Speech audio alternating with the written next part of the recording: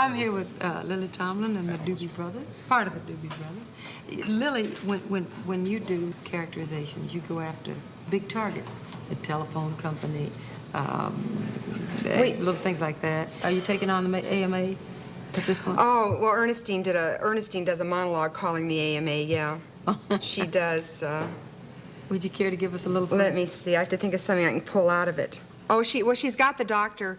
She's got the doctor doing everything, and she's saying. I mean, she's told him to put his receiver under his tongue and say ah, and then she says, hold it right there, and she goes to her girlfriend Phoenicia, you know, and she says, Phoenicia, you wouldn't believe what I've got this fool from the AMA doing, and she goes back to him and she says, all right, now, sir, remove all your clothing and fold it neatly on a chair. Yes, all of it. Oh, now, sir, don't be that way. Good. Now take your instrument, sit on it, turn your head, and cough.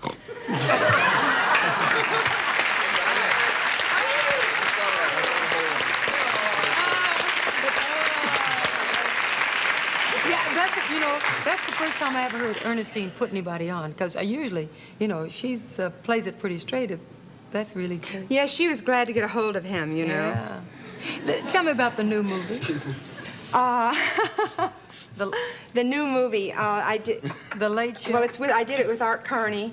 Oh. And Bill Macy's also in it. Great. And let's see, the character I play she's kind of a, well, first of all, Art Carney is kind of an old detective, never amounted to anything.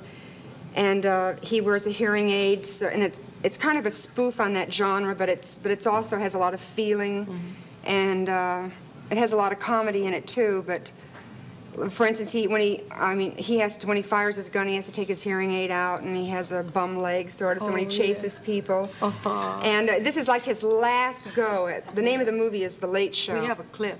Does it need a setup, or? Well, yeah, a little bit, because Art and I have just had this terrible narrow escape, and I was driving the van, and I save us in this really harrowing chase, and they're shooting bullets in the van and all that stuff, and I save us by going up on the curb and driving across lawns, and I knock over bird baths and flamingos and fire hydrants and everything, and that's the only time the crew had any real respect for me. That's when I leaped into this truck, and I was able to, because I did most of the driving myself.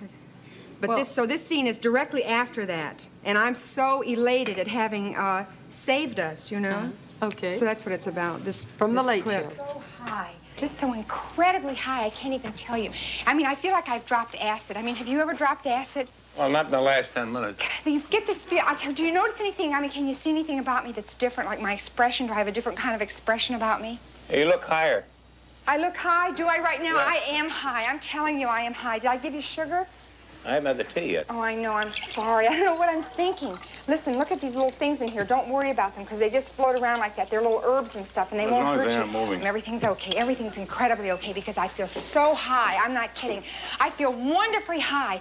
You know what? I'll tell you. I saw that little space. I had some possibilities. I considered them, and I made a few choices. That's all. I went right through it.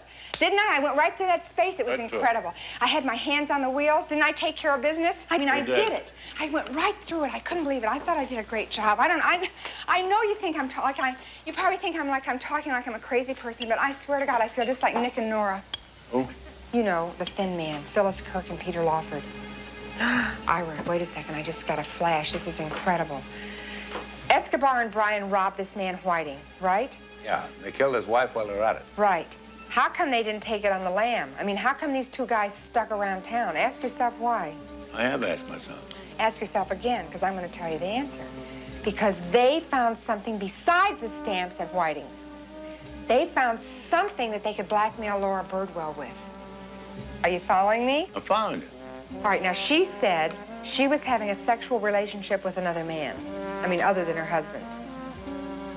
What if the guy she's making it with turned out to be Whiting? You didn't think of that one, did you?